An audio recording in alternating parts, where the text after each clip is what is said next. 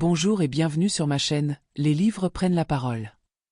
Ici, je donne littéralement la parole aux livres, je les raconte, je les décortique, et je t'emmène à l'intérieur de leurs idées, comme si tu discutais directement avec l'auteur.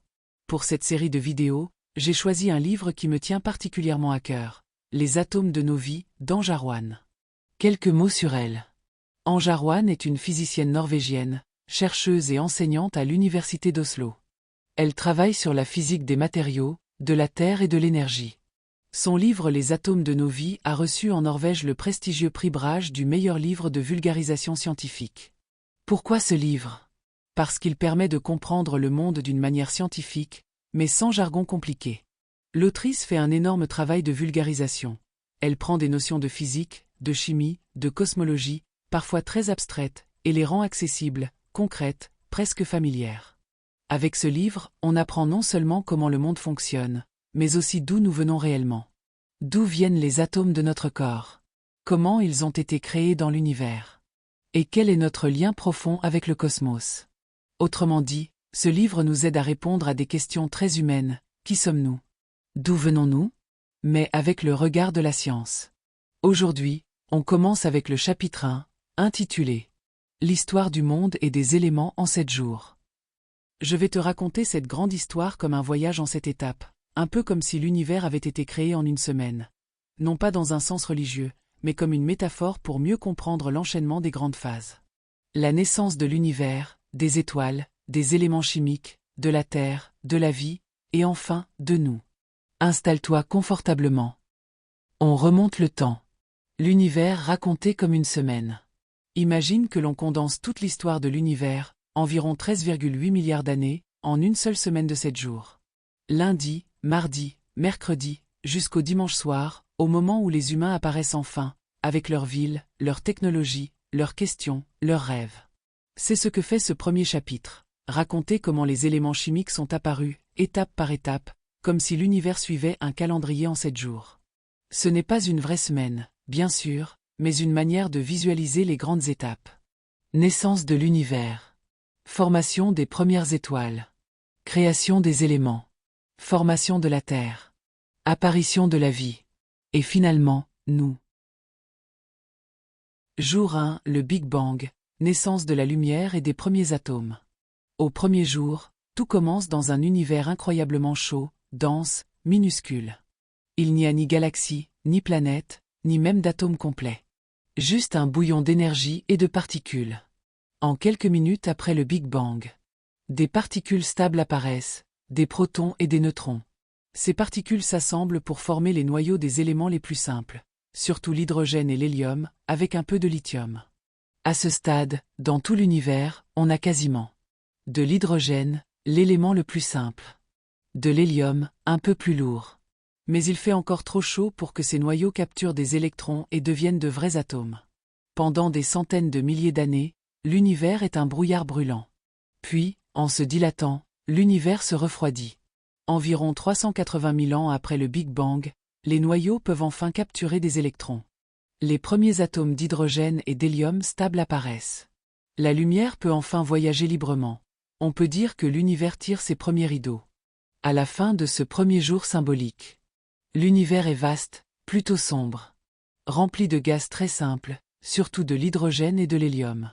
Pas encore d'étoiles, pas de planètes, juste des nuages de gaz qui attendent la suite.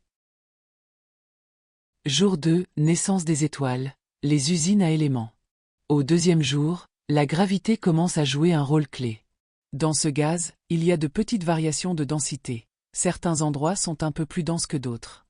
Petit à petit, sous l'effet de la gravité, la matière commence à s'effondrer sur elle-même dans ces régions plus denses. De gigantesques nuages de gaz se forment.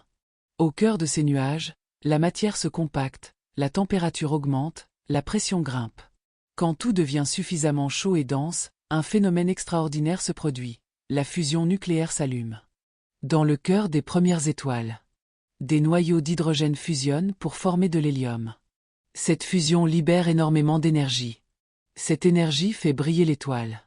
Les étoiles deviennent alors de véritables usines à lumière et à éléments. Pendant une grande partie de leur vie, elles transforment l'hydrogène du Big Bang en hélium. Ce deuxième jour, c'est le moment où l'univers s'illumine. Les premières étoiles naissent. Les premières galaxies se structurent. Le ciel se peuple peu à peu de points lumineux. Pour l'instant, au niveau des éléments, on a toujours surtout des éléments très simples, hydrogène, hélium, un peu de lithium. Les éléments plus lourds, comme le carbone, l'oxygène ou le fer, n'existent pas encore. Mais ils vont bientôt apparaître. Jour 3, au cœur des étoiles, naissance des éléments plus lourds. Au troisième jour, les étoiles continuent d'évoluer. Les plus grosses, celles qui ont beaucoup de masse, vivent vite et meurent jeunes. Quand une étoile a consommé la plupart de son hydrogène, elle ne s'éteint pas tout de suite. Elle commence à fusionner l'hélium en éléments plus lourds. À l'intérieur des étoiles, une nouvelle famille d'éléments apparaît. Le carbone, l'oxygène. Puis, dans les étoiles très massives, le néon, le magnésium, le silicium et jusqu'au fer. On peut imaginer l'intérieur d'une grosse étoile comme un oignon géant. Au centre, se déroulent les réactions les plus intenses. Autour, des couches où l'on fusionne différents éléments. Mais la fusion nucléaire a une limite. Jusqu'au fer, la fusion libère de l'énergie. À partir du fer, la fusion coûterait plus d'énergie qu'elle n'en fournit. Résultat, une étoile ne peut pas fabriquer par fusion tous les éléments du tableau périodique. Pour les éléments plus lourds que le fer, il faudra des conditions encore plus extrêmes. À ce stade, les étoiles ont déjà fabriqué les briques essentielles à la vie. Le carbone, base des molécules organiques. L'oxygène, indispensable pour la respiration. L'azote, le calcium, et d'autres éléments qui se retrouveront un jour dans notre ADN, nos os, nos muscles. Pendant ce troisième jour, l'univers devient un immense atelier de forge nucléaire, où se préparent calmement les atomes dont nous serons un jour faits.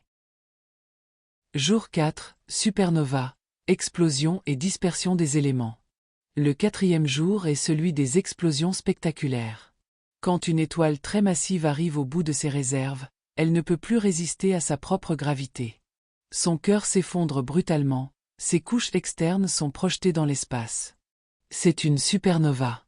Dans ces conditions extrêmes, la température et la pression deviennent gigantesques. Des réactions nucléaires fulgurantes permettent de fabriquer des éléments plus lourds que le fer. On crée de l'or, du plomb, de l'uranium et de nombreux autres éléments. Mais l'essentiel, c'est que ces éléments ne restent pas enfermés. Ils sont dispersés dans la galaxie. Les couches externes de l'étoile sont soufflées dans l'espace et emportent avec elles du carbone, de l'oxygène, du silicium, du fer, mais aussi tous ces éléments lourds nés dans l'explosion. Petit à petit, l'univers se remplit de poussière d'étoiles. Des grains minuscules enrichis en éléments variés, qui flottent, se mélangent, se condensent.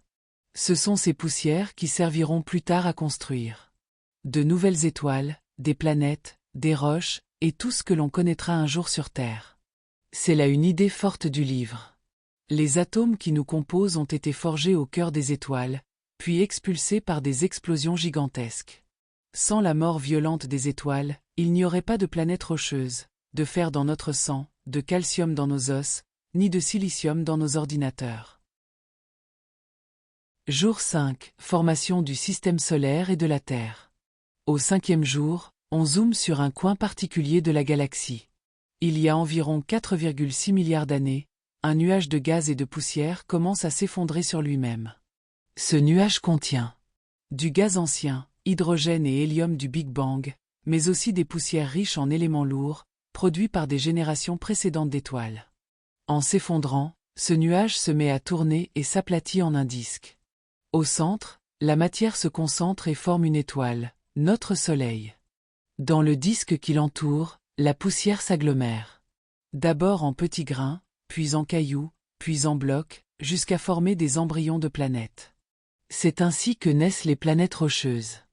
Mercure, Vénus, la Terre, Mars. La Terre jeune est un véritable enfer. Surface presque entièrement fondue, bombardement intense par des astéroïdes et des comètes, atmosphère primitive étouffante, volcanisme partout. Les éléments se réorganisent à l'intérieur de cette boule en fusion. Les éléments lourds comme le fer coulent vers le centre pour former le noyau, les éléments plus légers, comme le silicium et l'oxygène, forment le manteau et la croûte, certains gaz s'échappent et construisent peu à peu l'atmosphère. L'eau arrive en partie par les comètes et astéroïdes riches en glace qui percutent la Terre. Avec le temps, la surface refroidit, la croûte se solidifie, des océans liquides se forment. À la fin de ce 5e jour, nous avons une planète rocheuse, avec de l'eau liquide en surface, une atmosphère en constante évolution, et une grande diversité d'éléments répartis entre noyaux, manteaux, croûte, océan et air.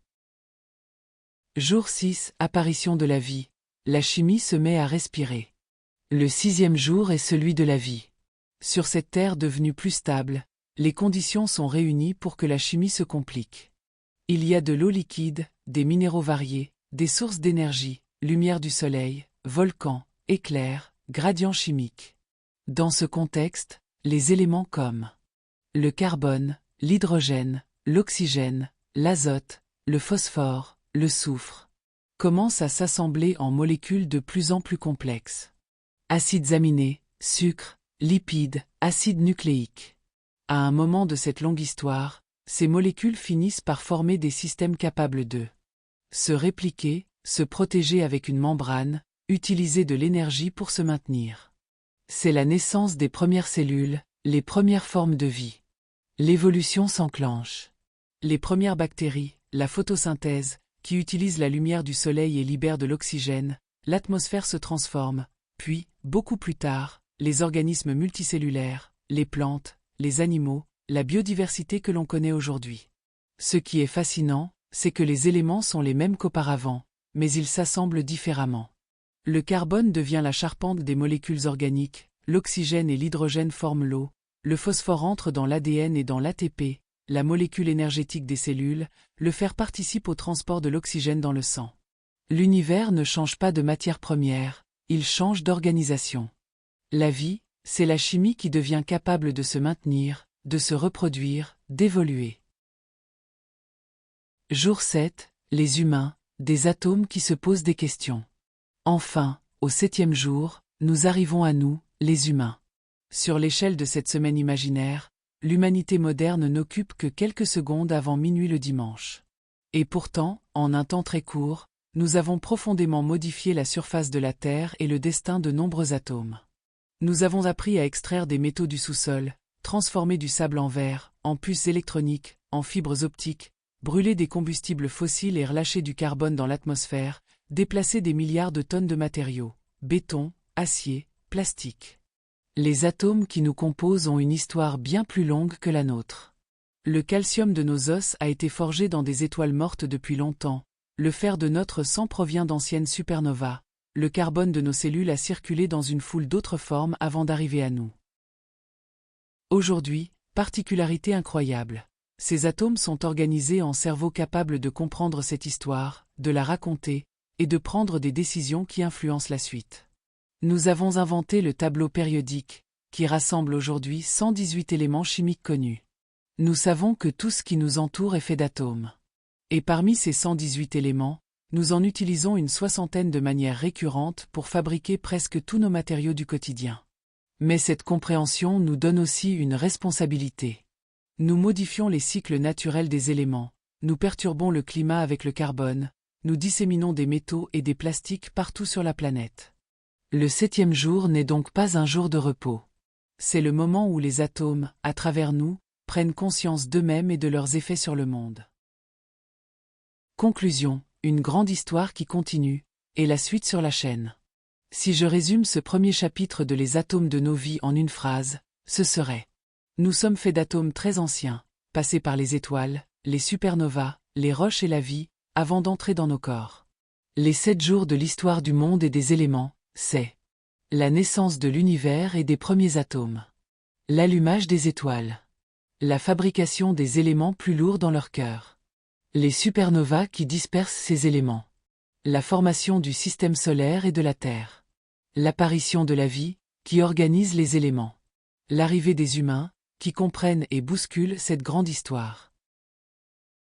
J'espère que ce voyage dans le temps et dans la matière t'a permis de regarder ton propre corps, et même les objets autour de toi, avec un autre regard. Tout cela, ce ne sont que des atomes très anciens, réassemblés d'une manière particulière, juste pour un moment, à l'échelle cosmique. Si cette vidéo t'a plu, n'hésite pas à t'abonner à la chaîne Les livres prennent la parole. laisser un like, et me dire en commentaire ce qui t'a le plus marqué dans cette histoire en 7 jours. Dans la prochaine vidéo, on continuera à faire parler ce livre chapitre par chapitre, pour mieux comprendre les atomes de nos vies, notre origine, et notre lien profond avec l'univers, vu par la science. Merci d'avoir écouté, et à très bientôt pour la suite.